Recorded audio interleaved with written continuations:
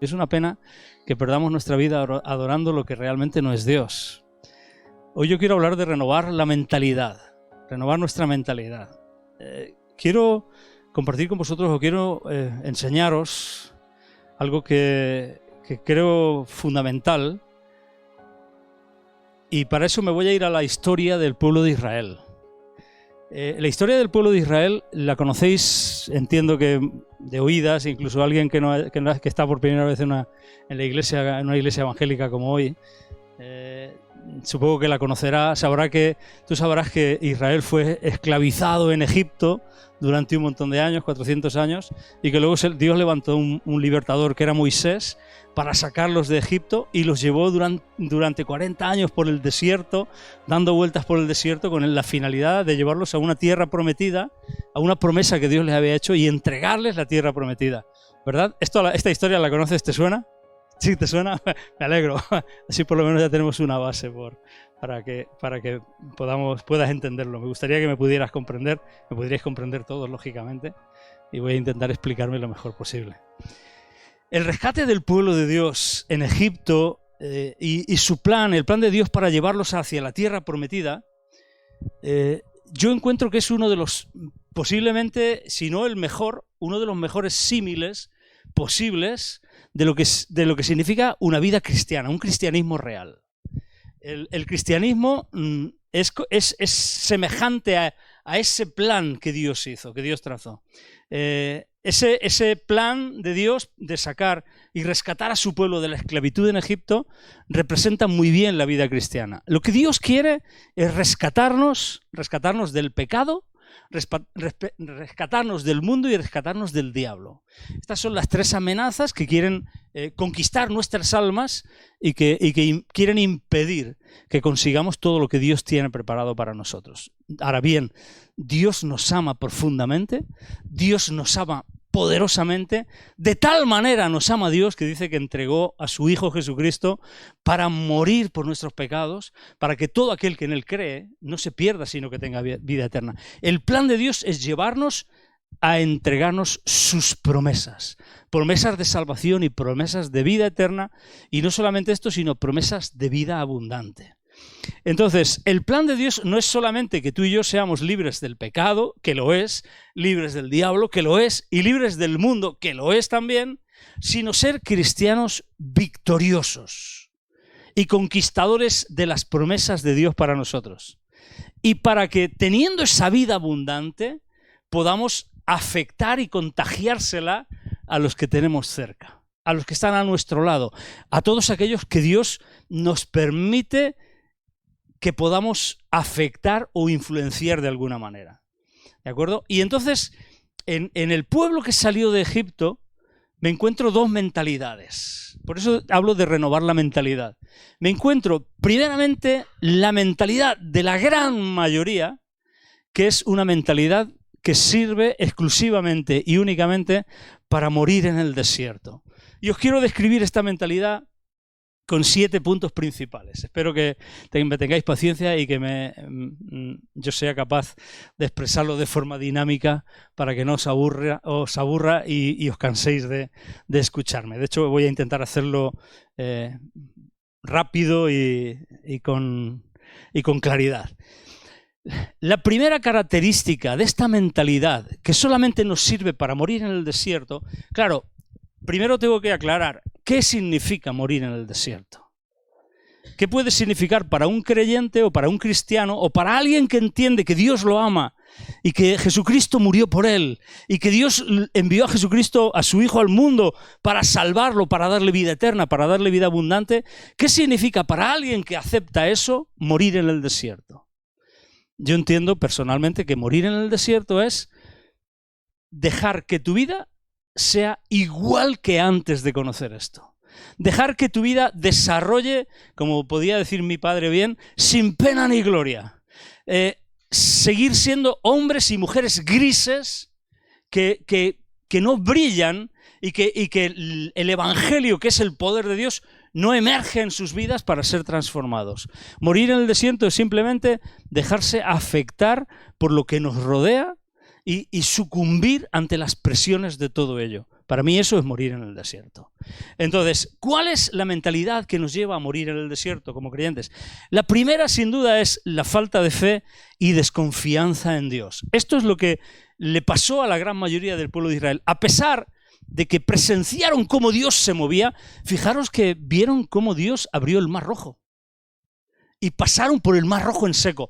Vieron cómo Dios juzgó a la tierra de Egipto con las plagas.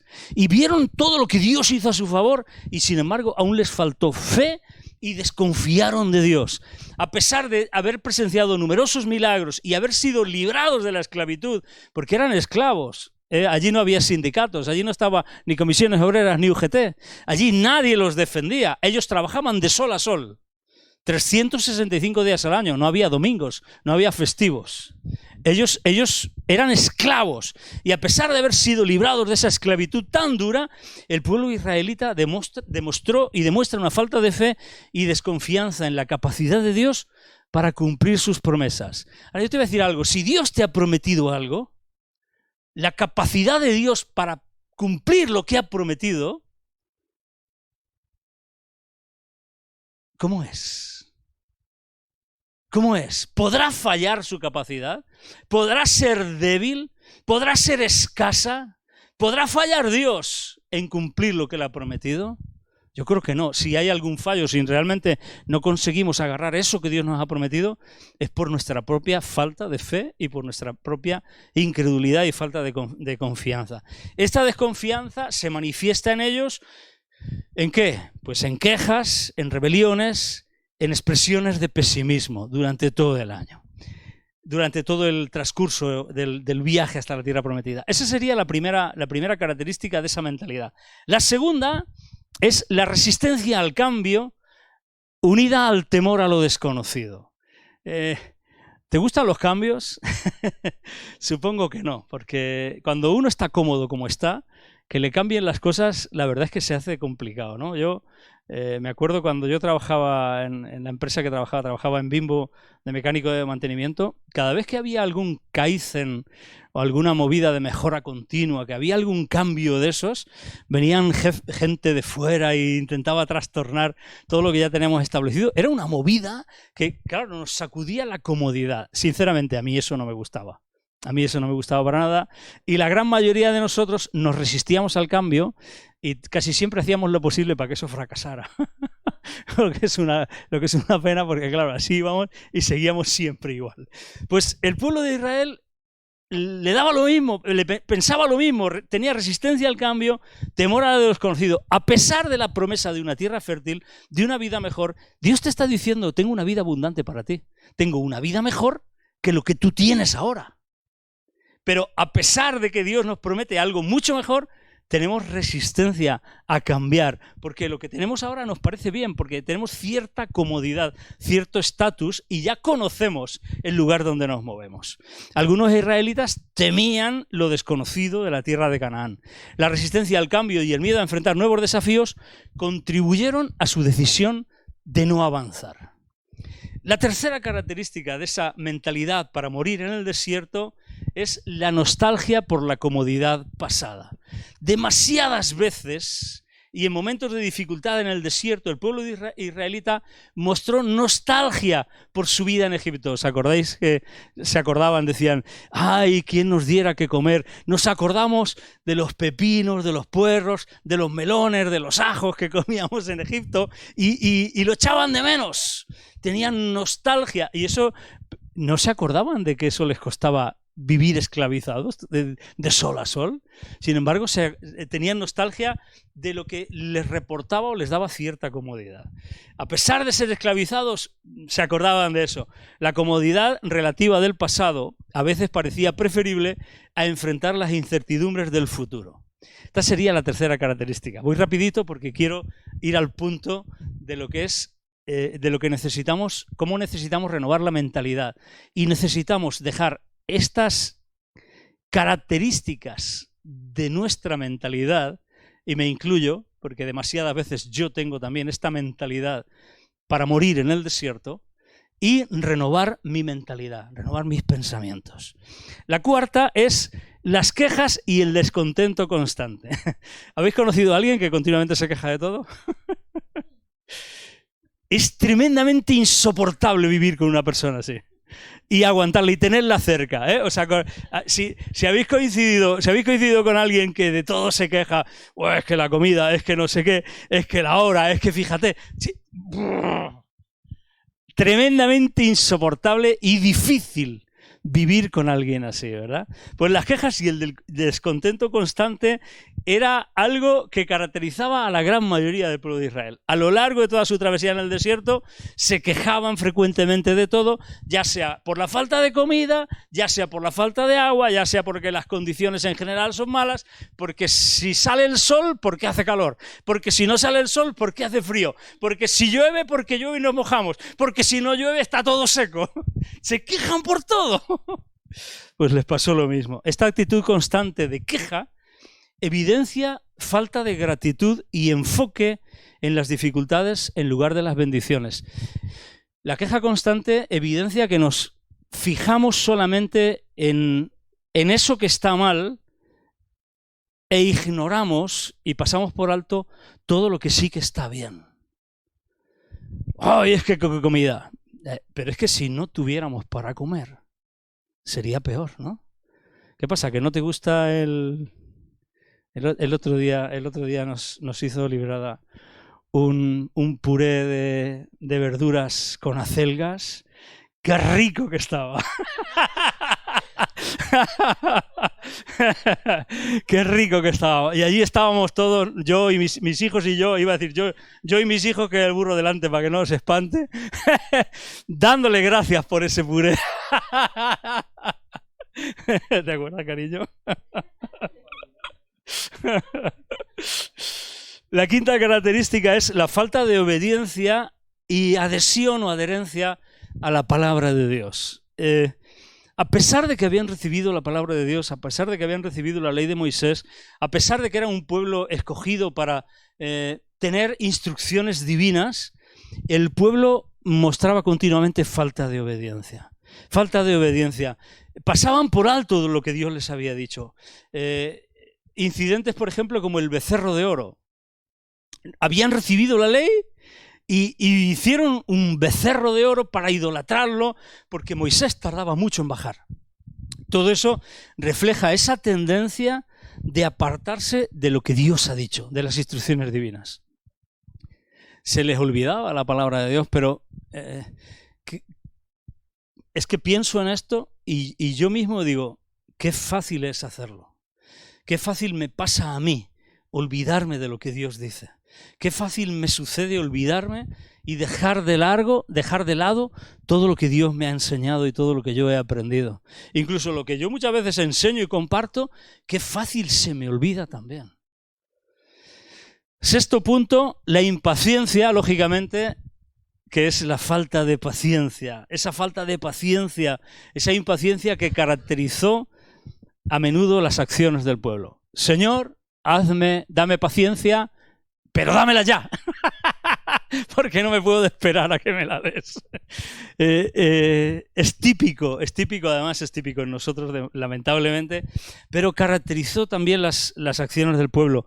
La falta de paciencia para esperar que las promesas de Dios llegaran a cumplirse contribuyó a tomar decisiones apresuradas y falta de confianza en el plan divino. ¿Cuántas veces no queremos esperar a Dios? No queremos esperar que Dios lo haga y tomamos atajos, me estoy acordando, por ejemplo, ahora del atajo que tomó Sara con Abraham. Dios le promete un hijo, pero ella no puede quedarse en estado, no puede tener hijos, ¿no? Y sin embargo le propone que se acueste con su sierva para tener un hijo y demás, y luego Ismael fue fuente de problemas para el hijo de la promesa, que era Isaac. ¿Os acordáis?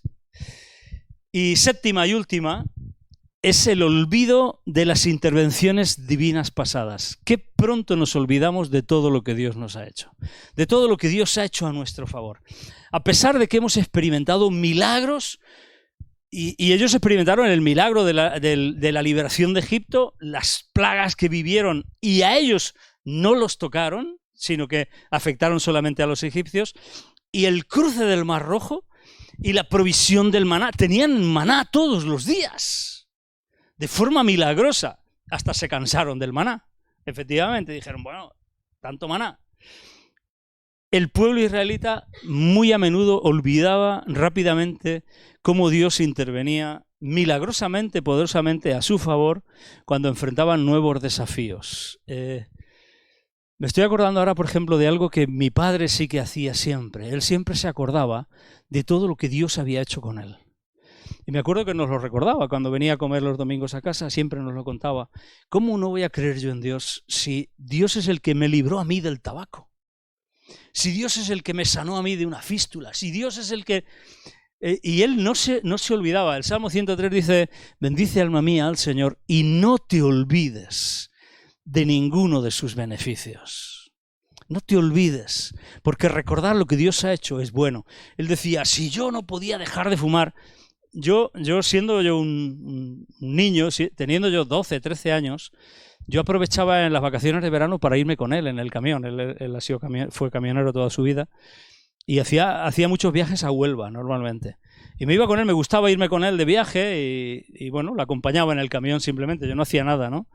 Pero yo lo veía fumar y él se fumaba 2 o 3 paquetes de tabaco de Ducados, la marca era Ducados la que él fumaba, y yo lo he visto encenderse un cigarro con la colilla del otro y tirarlos por la ventanilla del camión. Y siempre normalmente caían 1 o 2 farias de La Coruña, que son puros, y él se echaba 1 o 2 farias de La Coruña, pero diariamente. Claro, lo hemos visto empezar a toser, quedarse sin aliento y ponerse azul, ¿eh? O sea, ponerse azul de tener que abofetearle la cara para que pudiera coger aire, ¿no? Y él contaba siempre que un día, yendo de camino a La Coruña precisamente, dice que se puso a clamar en el camión y le dijo, Señor, líbrame de este cochino vicio. Y se puso a pedirle a Dios que le ayudara porque él era imposible de librarse de eso. Y dice que oyó una voz que le dijo, da tú el primer paso.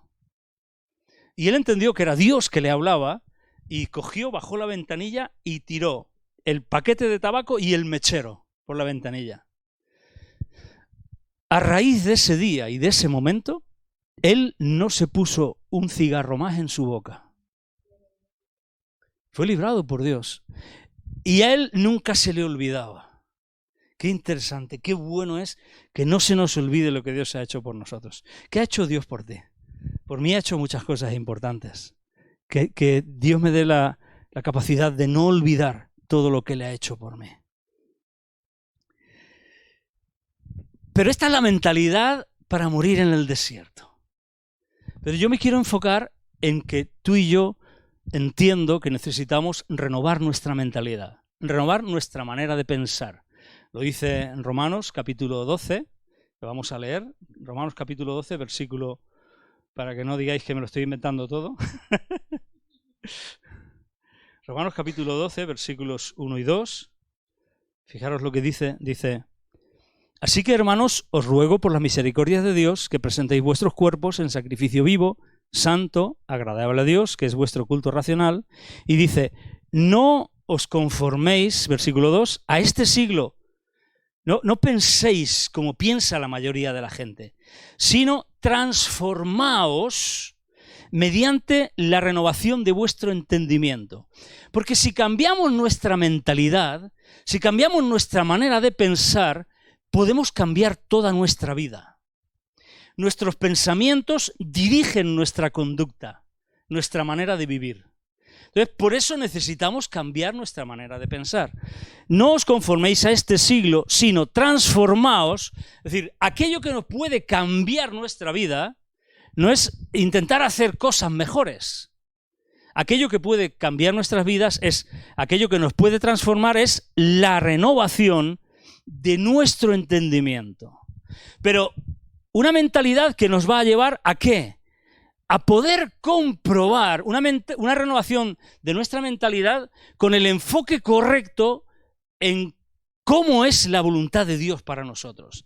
Que dice que la podremos comprobar, es decir, que la podremos vivir de manera experimental en nuestra vida Y podremos ver que la voluntad de Dios, lo que Dios tiene preparado, los planes que Dios tiene preparado, la tierra prometida que Dios tiene preparado, la vida abundante que Dios tiene preparada, aunque tengamos que atravesar un poquito de desierto en el camino, es buena, agradable y perfecta. Y estas son las características de la voluntad de Dios, para ti y para mí. Dios tiene cosas buenas, agradables y perfectas, para ti y para mí.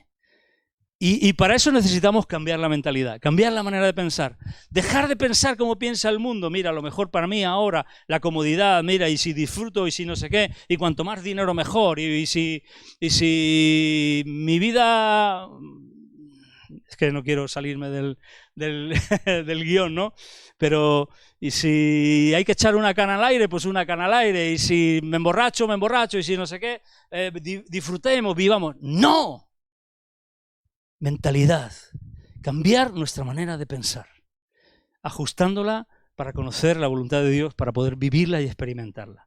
Y esta mentalidad renovada es la que tenía Josué y Caleb, dos hombres que salieron también de Egipto, que vivieron la esclavitud de Egipto, que fueron librados junto con esa generación, aproximadamente más de 600.000 hombres de Israel mayores de 20 años que fueron sacados de Egipto,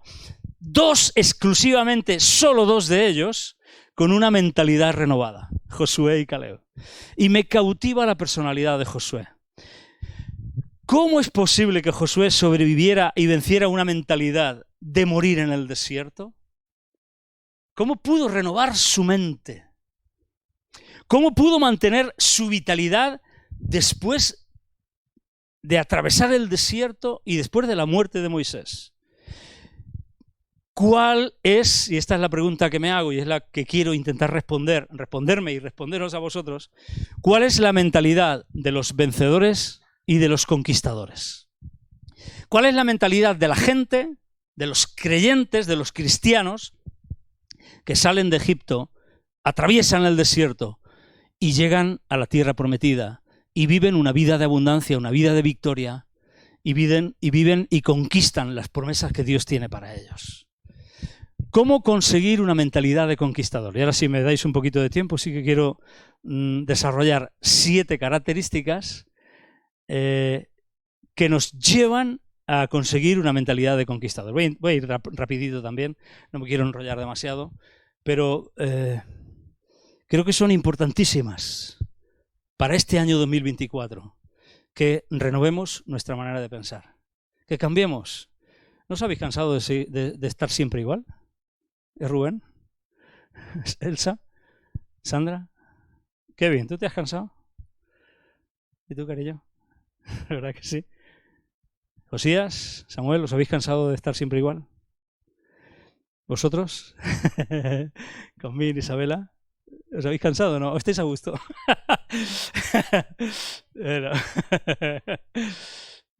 No os pregunto. Yo me he cansado de muchas cosas, de que sean siempre igual en mi vida. Estoy cansado. Entiendo que tengo que cambiar mi mentalidad. Entiendo que quiero conseguir lo que Dios me ha dicho que tiene para mí. Yo quiero alcanzarlo, yo quiero vivirlo, yo quiero comprobar la voluntad de Dios buena, agradable y perfecta para mi vida. Y sé que es un proceso y sé que hay un desierto que cruzar, pero sé que Dios me va a dar la fortaleza. Y entonces, pensando en todo esto, yo me hacía esa pregunta: ¿qué pasos puedo dar? ¿Cómo puedo conseguir esa mentalidad de conquistador, esa mentalidad de victoria, que supera el desierto, que supera la falta de fe, la desconfianza en Dios, que supera la resistencia al cambio y el temor a lo desconocido, que supera la nostalgia por la comodidad pasada, que supera las quejas y el descontento constante, que supera la falta de obediencia y la falta de tener en cuenta la palabra de Dios, que supera la impaciencia y la falta de paciencia, y que supera el olvido de todo lo que Dios ha hecho a favor mío. ¿Cómo puedo conseguir una mentalidad de conquistador? Primer punto que yo entiendo: tenemos que buscar descubrir el propósito de lo que Dios tiene para nuestra vida. Descubre tu propósito. Mira, Dios tiene algo importante para ti. Dios no nos ha diseñado como producto del azar. Tú no has nacido por una noche loca que tuvieron tus padres. Que puede ser que sí, que influyera. Pero tú no has nacido por eso. Tú has nacido porque Dios te diseñó. Yo no quiero hacer esto muy largo, pero en el Salmo 139, David dice: bien que vieron mi embrión, tus ojos, cuando yo fui formado en el vientre de mi madre. Antes de eso, tú escribiste en tu libro todas las cosas que luego se fueron desarrollando tal y como tú habías dicho. Dios pensó en ti. Dios pensó en ti. Y aunque no conozco cómo hemos nacido cada uno de nosotros, no conozco si alguien es producto, puede ser producto de no, pero es que mi madre fue violada.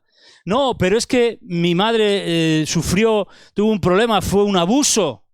O es que, o incluso yo nací vamos a poner un ejemplo extremo, yo nací de una fecundación in vitro. Dios pensó en ti, aunque sea así. Porque el autor y el dador de la vida es Él. Y Él tiene un plan para ti. Y Él ha soñado contigo y ha escrito cosas y ha diseñado. Él es el diseñador de la vida. Él es el diseñador de nuestra vida. Y tú y yo tenemos un propósito. ¿Y por qué te digo que tienes un propósito? Porque tienes que descubrir ese propósito. Porque ¿cómo puedo saber a qué es a lo que Dios me llama? Pues tienes que reflexionar sobre aquello que tú sabes hacer bien. Tienes que reflexionar sobre tus talentos, sobre aquello que te apasiona. ¿Qué es lógicamente, vamos a ver, siempre y cuando no sea irte por ahí de marcha y sea pecaminoso, ¿vale? ¿Qué es lo que te apasiona que sabes que está bien? ¿Qué es lo que tú sabes que cuando lo haces la gente dice, ¡wow, qué bien! Y te felicita? Eso te puede dar idea y te puede dar pistas para saber encontrar cuál es tu propósito. Reflexiona sobre talentos, sobre pasiones, sobre valores. ¿Por qué? Porque tú tienes un propósito valioso en la vida. Vamos a leer Efesios 2:10, porque aquí sí que quiero apoyar con un texto bíblico mínimo cada una de estas características o de estos pasos que podemos dar y que tenemos que dar para conseguir esa mentalidad de conquistador. Y todos ellos basados en la carta de los Efesios, porque es una carta que nos lleva precisamente a vivir la vida abundante, a entrar a la tierra prometida.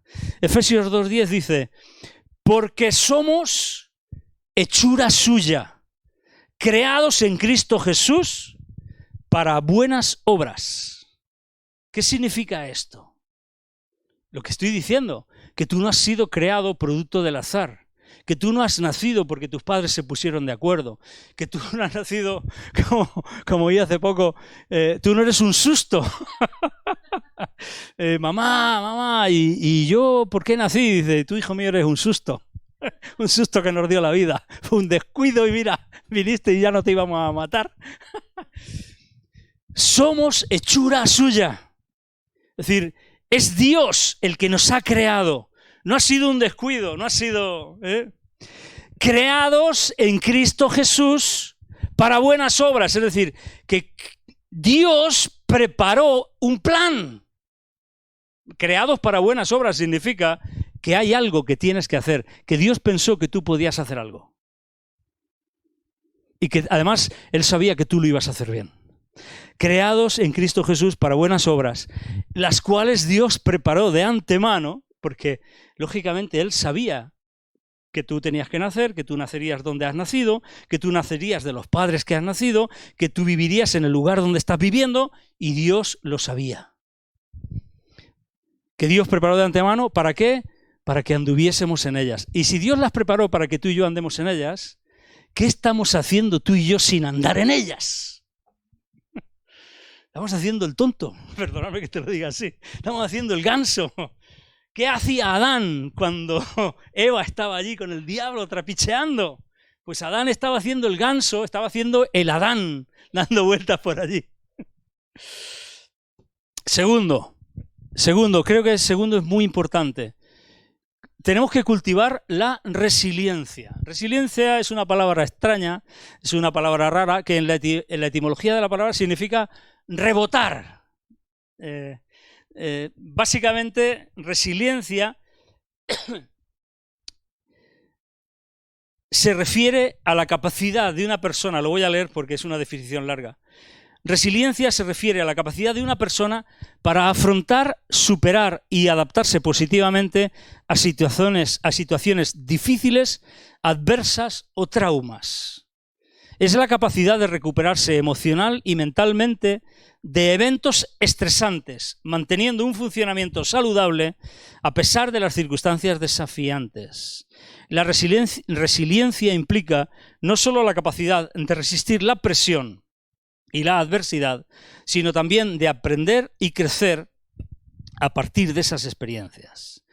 El significado de resiliencia, según la definición de la RAE, la Real Academia Española de la Lengua, es la capacidad humana de asumir con flexibilidad situaciones límite y sobreponerse a ellas. Pero no solo gracias a ellas somos capaces de afrontar las crisis o situaciones potencialmente traumáticas, sino que también podemos salir fortalecidos de ellas. Resiliencia es no dejarse hundir por las circunstancias, por muy difíciles que sean, sino aprovecharlas, echarle narices, echarle valor y decir: yo voy a por todas y yo salgo, esto no termina conmigo, yo termino con esto. Eso es resiliencia. Resiliencia es enfrentar las dificultades y las adversidades y decir: no me vencen, yo las venzo a ellas. Eso es resiliencia. Valora la importancia de superar desafíos y aprender de las adversidades. Eso es resiliencia. Y necesitamos cultivar la resiliencia. Un ejemplo de alguien que tuvo que ser resiliente en la Biblia: José. ¿Conocéis la historia de José? ¿Verdad que sí? Vendido por sus hermanos. Le tenían envidia. El soñador. Se reían de él, se burlaban de él. Lo metieron en una cisterna. Querían matarlo. Cambiaron de planes. Dijeron: bueno, en vez de matarlo, no nos ensuciamos las manos de sangre. Lo vendemos a los ismaelitas que iban hacia Egipto. Fijaros quién eran los que se lo llevaron a Egipto, los ismaelitas. Ismael era el hijo de Sara, que hemos dicho antes, para que hagáis conexiones. Lo vendemos para Egipto. Y lo vendieron como esclavo. ¿Qué podía haber pensado José cuando iba atado de pies y manos a Egipto? Se han hundido mis sueños, se ha acabado todo me ha salido mal. ¿Cómo voy a vencer yo esto? Ahora mis hermanos se quedan atrás. ¿Qué va a ser de mí? ¿Dónde está mi padre? La túnica esa de colores que le hizo el padre, que era lo que fue el objeto ya de la envidia máxima, se quedó atrás. La rompieron y la ensuciaron de sangre de un animal para decirle a su padre Jacob que estaba muerto. ¿Qué podía pensar José? Tenía todos los números para que le tocara la depresión más gorda del mundo. Llega allí y lo compra el Potifar. Y bueno, Dios está con él. Parece que José, en vez de hundirse, enfrenta las adversidades y Dios le da gracia y él trabaja y él lo hace bien, porque él, entiendo que es el ejemplo que podríamos seguir para aprender a ser resilientes. Y se convierte en el jefe de los mayordomos de la casa. Pero, siempre hay un pero, la mujer de Potifar le echa el ojo. Dice: uy, este José, este es un caramelito. Y le echa el ojo, como dice Librada, una lagarta. Le echa el ojo a José y dice: este me lo llevo yo al huerto. Este me lo llevo yo a la cama. Y José se resiste. Y José llega a un punto en el que estaba él solo sirviendo y entra la mujer y dice: ahora no se me escapa. Y lo engancha de la ropa y José tiene que salir corriendo desnudo porque le arranca la ropa. Claro, en Egipto es que llevaban poca ropa seguramente, pero tuvo que salir corriendo desnudo. Y la mujer, cuando se vio burlada por José, dijo: pero este tío que me desprecia con lo que yo lo quiero y me desprecia a mí. Entonces cambió el plan, cambió la estrategia. Dijo: ahora lo voy a acusar de que ha intentado violarme, de que ha intentado aprovecharse de mí. Y a José lo meten de nuevo en la cárcel. Y lo meten en la cárcel y está allí en la cárcel y como es resiliente, que no permite que la cárcel lo hunda, se agarra al Señor y se agarra al Señor y se agarra al Señor y Dios está con él. Y entonces el jefe de la cárcel se da cuenta de que José es un tío resiliente, es un tío valiente, es un tío que vale.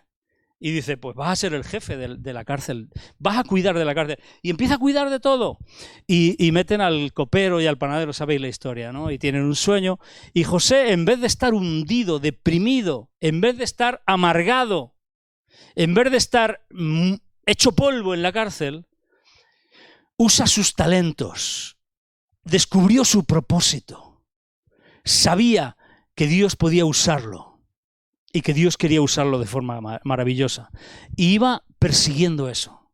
Entonces les interpreta el sueño al copero, al panadero. Y pensaba que llegaba el momento de su liberación. Al panadero lo matan, al copero lo sacan, lo ponen de nuevo de copero en la corte de Faraón. Pero el copero se olvida miserablemente de él. 2 años. 2 años más por un olvido. ¡Wow! ¿No te fastidia que se olviden de ti? A mí me molesta y me ha molestado que se olviden de mí. Os puedo decir que cuando me puse por mi cuenta como electricista, contaba con que había mucha gente que me iba a ayudar y me iba a dar trabajo. ¿Sabéis qué pasó? Que de todos esos, ninguno me ayudó ni me dio trabajo. Pero gracias a Dios que otros que no me conocían de nada me dieron trabajo. Pero, ¿cómo molesta que se olviden de uno? Y más cuando uno tiene expectativas de que se acuerden de él. Y claro, para José era la razón para poder ser libre de la cárcel. Él estaba ahí sin ninguna culpa. Él no hizo nada malo. Sin embargo, el copero se olvidó. Ahora, se pueden olvidar de ti. Cualquiera se puede olvidar de ti. Pero Dios nunca, nunca, nunca se olvida de ti. Y Dios no se olvidó de José. Y Faraón tuvo otro sueño. Aquí hay muchas cosas para aprender. Fijaros que soñó José, soñó el copero, soñó el panadero, soñó Faraón, pero los hermanos de José no soñó ninguno. La envidia te aleja de los sueños de Dios. Esta es una cosa que va aparte del mensaje, eso es un bonus, es una perla escondida ahí que quiero compartir con vosotros, para que aprendáis y sepáis que la envidia es terriblemente mala. Faraón soñó, y entonces Dios hizo que el copero se acordara, le contó a Faraón, y Faraón mandó a llamar a José, y de un día para otro José pasó a ser el jefe, el primer ministro de Egipto, de estar en la cárcel. Y bueno, conocéis la historia. Resiliencia es esto. Resiliencia es esto.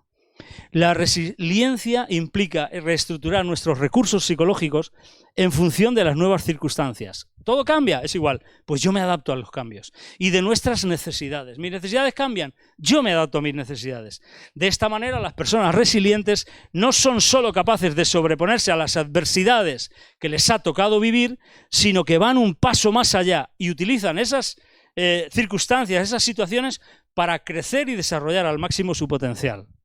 Para las personas resilientes no existe una vida dura, sino momentos difíciles. Cuando ves la vida y dices, qué dura es la vida, qué dura es la vida, no ves salida. Ahora, estoy pasando un momento difícil, pero lo estoy pasando, y lo voy a pasar, y lo voy a vencer, ¿de acuerdo? Efesios 1, 19, 21 dice: ¿y cuál la supereminente grandeza de su poder para con nosotros, los que creemos, según la operación del poder de su fuerza? ¿En qué y por qué podemos ser resilientes?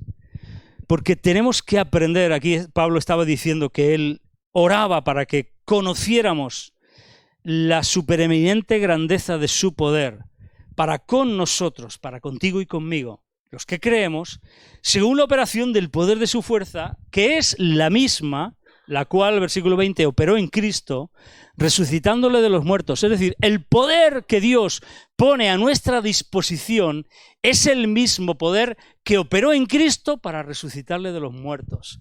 ¿Tendrás suficiente poder con ese o necesitarás más?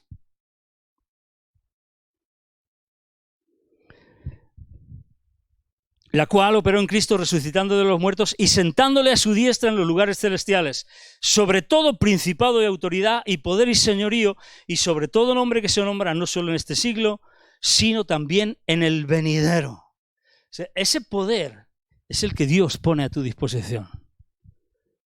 Que no lo desaprovechemos. Podemos ser resilientes, tú y yo. Venga, tercero, rapidito. El tercero es sencillo. Agárrate del Señor. Agárrate del Señor. Es nuestro mayor refugio, nuestro socorro. Él es fiel, Él es poderoso, Él nunca falla. Podemos agarrarnos del Señor. Desarrollar una sólida relación personal con Dios y una fe personal en Jesucristo. Esa será la fuente de nuestra fortaleza y de nuestra guía para caminar en este 2024. La importancia de la oración, de la lectura de la palabra, de la meditación de la palabra de Dios es vital en la toma de decisiones. No podemos dejar de darle importancia a una relación viva y verdadera con Jesucristo mismo y con la palabra de Dios. Efesios 3, del 14 al 19. Pablo también se lo dice esto a los efesios, le dice: por esta causa doblo mis rodillas ante el Padre de nuestro Señor Jesucristo, de quien toma nombre toda familia en los cielos y en la tierra. ¿Para qué? Es decir, por esta razón yo quiero y oro para que Él os dé, conforme a las riquezas de su gloria, ser fortalecidos con poder en el hombre interior por su Espíritu. Porque esa relación personal con Dios es la que nos va a fortalecer con poder en nuestro espíritu, en el hombre interior, para que habite Cristo por la fe en vuestros corazones, a fin de que, arraigados y cimentados en amor, es decir, con unas raíces y unos cimientos sólidos y estables, seamos plenamente capaces de comprender con todos los santos cuál sea la anchura, la longitud, la profundidad y la altura, y de conocer el amor de Cristo que excede a todo conocimiento, para que seáis llenos de toda la plenitud de Dios. Y ese es el deseo de Dios. Venga, cuarta. Cree y no dejes de creer en las posibilidades de cambio. Cree en la posibilidad de cambio. ¡Puede cambiar! Yo creo que José, cuando estaba en la cárcel, nunca dejó de pensar que su vida podía cambiar. Yo creo que él siempre tenía en mente lo que Dios le había revelado.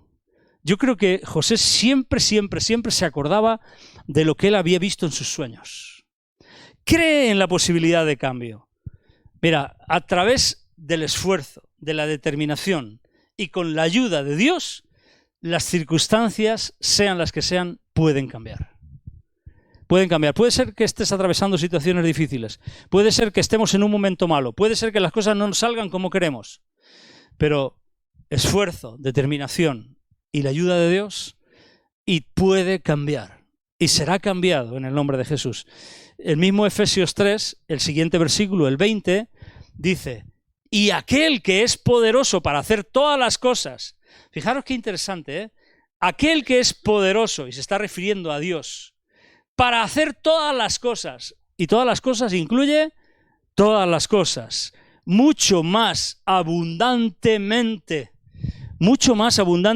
de lo que pedimos o entendemos, según el poder que actúa en nosotros. Es decir, no dejes de creer que Dios puede cambiar la situación, sea la que sea, de una forma mucho mejor, mucho más abundantemente de lo que tú crees o piensas, porque ese poder de Dios va a actuar en tu vida para conseguirlo. ¿De acuerdo? Entonces, no dejes de creer en las posibilidades de cambio. Quinto, establécete metas claras y realistas, pero ambiciosas. No dejes que tu vida discurra sin que tú tengas el control de ella. Establécete una meta, metas que puedes alcanzar a conseguir No, no decir, voy a llegar a final de mes. Metas claras, pero metas ambiciosas. ¿Qué vamos a haber conseguido? ¿Qué vamos a hacer? ¿O en qué va a ser transformada mi vida durante este año 2024? Una meta clara. Es decir, pues voy a conseguir, si estás estudiando, voy a conseguir terminar este curso bien. Si estás trabajando, voy a conseguir estabilizar, tener seguridad en el trabajo. No sé, establécete metas claras, metas factibles que se pueden conseguir. También a nivel espiritual. Pues mira, nosotros todos los años empezamos a leer la Biblia en un año. Voy a leerme... ¿Sí? Estupendo.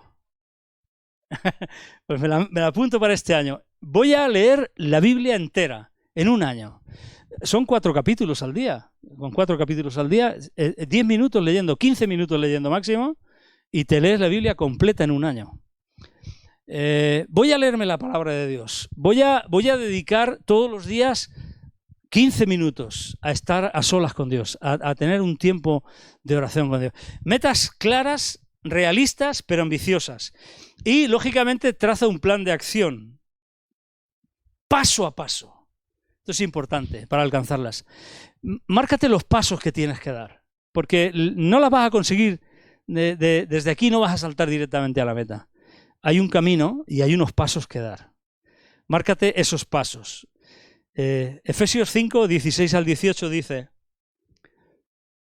aprovechando bien el tiempo, porque los días son malos. Es decir, no pierdas el tiempo. Si te vas a establecer unas metas, tienes que enfocarte en ellas. Y no puedes perder el tiempo en otras cosas. Porque para conseguir esas metas tienes que dedicarles tiempo. Entonces, aprovechando bien el tiempo, porque los días son malos, y dice, por tanto, no seáis insensatos, sino entendidos de cuál sea la voluntad del Señor. Sino entendidos de cuál sea la voluntad del Señor.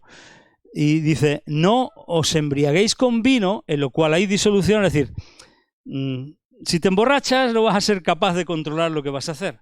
Dice, sino sed, antes bien, sed llenos del Espíritu, hablando entre vosotros con salmos, con himnos y cánticos espirituales, cantando y alabando al Señor en vuestros corazones, dando siempre gracias por todo al Dios y Padre en el nombre de nuestro Señor Jesucristo. ¿Por qué digo esto? Porque demasiadas veces no somos capaces de aprovechar bien el tiempo, nos embriagamos con algo llena nuestra vida y perdemos el enfoque completamente. Venga, sexta, penúltima, ya vamos acabando. Cultiva una mentalidad positiva y optimista en medio de los desafíos. No se trata de que el pensamiento positivo va a conseguirlo, pero no seas pesimista. No seas pesimista. Si ves el vaso siempre medio vacío, va a ser complicado que tú puedas remontar, ¿no? Hay que verlo a ver. Algún día lo veremos medio lleno, ¿no? Y siempre es más optimista, ¿no? Entonces, cultiva esa mentalidad positiva y optimista, porque si crees en la posibilidad del cambio, si eres resiliente, es porque ves que hay posibilidades de conseguirlo. Cultiva esa mentalidad positiva, optimista, en medio de las dificultades, en medio de los desafíos, cuando estemos ahí luchando y peleando. Y luego es importante ser agradecidos con las pequeñas cosas. Destaca siempre la importancia de la gratitud y aprende a apreciar las pequeñas victorias. Es decir, pasamos demasiado por alto los pequeños logros. Y no damos gracias por un día más. Y no damos gracias por la comida de hoy. Y hemos conseguido hoy levantarnos, vestirnos. Hemos conseguido venir a la iglesia. Es un pequeño logro también para algunos. Y celebra los logros. Celebra los pequeños logros también. Aquí tengo un versículo que es en el mismo capítulo 5, versículos 18, 19 y 20, que los hemos leído también. Dice: no os embriaguéis con vino, lo cual hay disolución, antes bien sed llenos del Espíritu. Y lo que sigue son las claves para poder ser llenos del Espíritu de Dios, para poder ver la vida de otra manera. Dice: hablando entre vosotros con salmos, con himnos y cánticos espirituales, cantando y alabando al Señor en vuestros corazones. Es decir, dando gracias, bendiciendo a Dios, y dice, dando siempre gracias por todo al Dios y Padre en el nombre de nuestro Señor Jesucristo. Y dar gracias por todo es algo que nos ayuda para ser llenos de Dios, para ser llenos del Espíritu Santo. Y cantarle como lo hemos cantado y alabarle y decirle: Señor, estamos aquí por tu misericordia, y qué bueno que tú me amas tanto, y qué bueno que tú me has librado de cadenas que me han atado durante años. Venga, y séptimo y último, recuerda y valora el poder de la comunidad de fe. Recuerda y valora el poder de una iglesia y forma parte activa de ella. No estaba preparado esto, ¿eh? No estaba preparado esto, yo no sabía absolutamente nada. Pero es importante que tengamos en cuenta que en una comunidad de fe se pueden compartir cosas, se pueden compartir momentos, se pueden compartir y se deben de construir relaciones sólidas, relaciones de apoyo mutuo.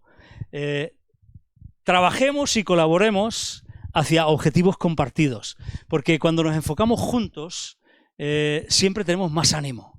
Cuando uno solo tiene que emprender un trabajo y es difícil, le cuesta más. Ahora, cuando alguien le ayuda, le cuesta menos. Yo últimamente estoy llevándome a mis hijos a trabajar, aprovechando que, por ejemplo, Josías, que estuvo de vacaciones en Navidad, las vacaciones de Navidad, se vino conmigo a una obra que tenía y tenía que meter cables y demás.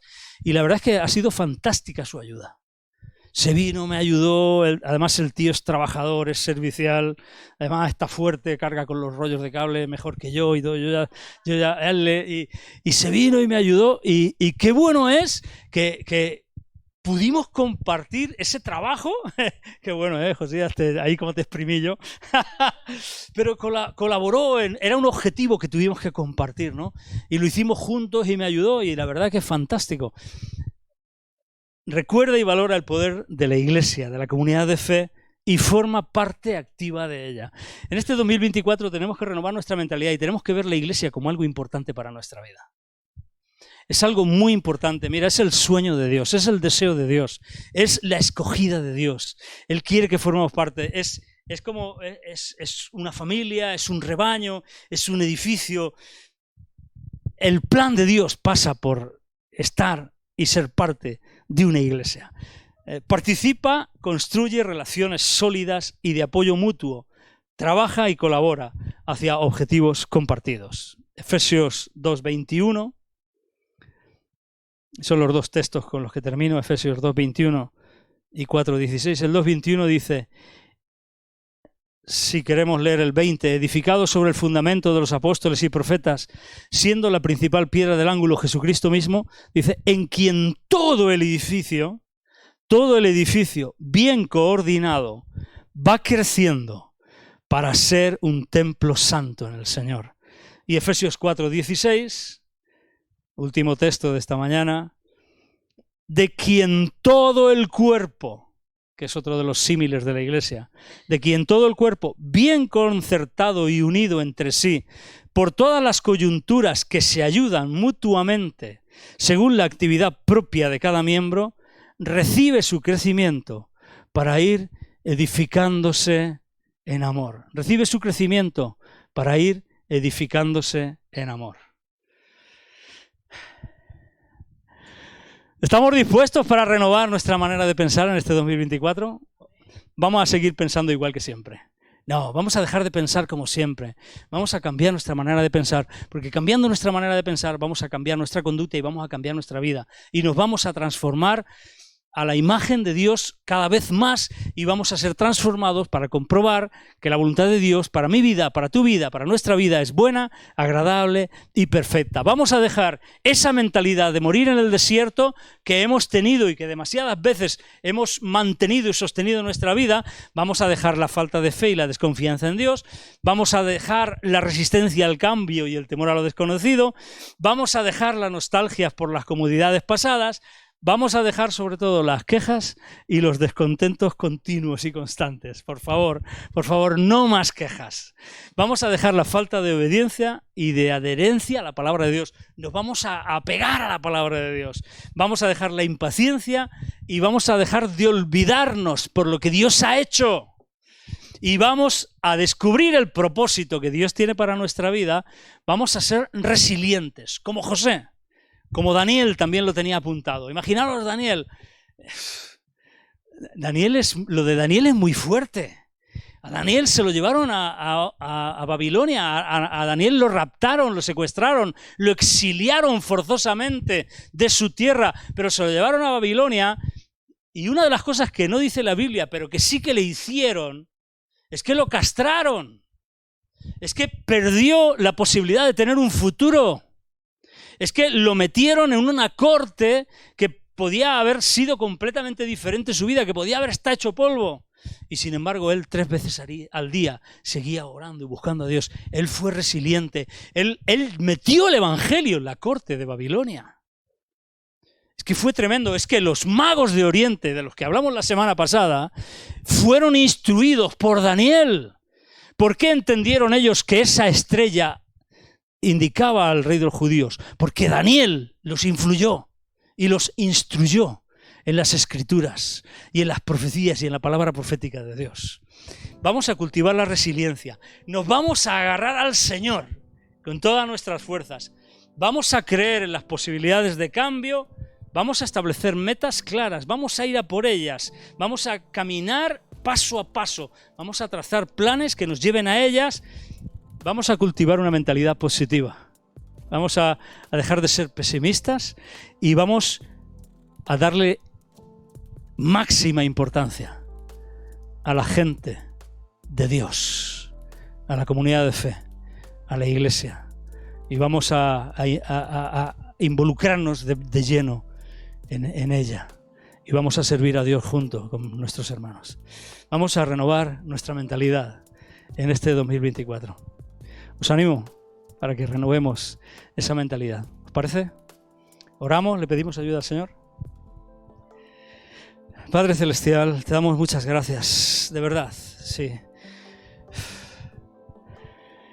¿Qué pensabas tú sobre cada uno de nosotros? Sin duda pensaste que valíamos la pena. Sin duda pensaste cosas buenas.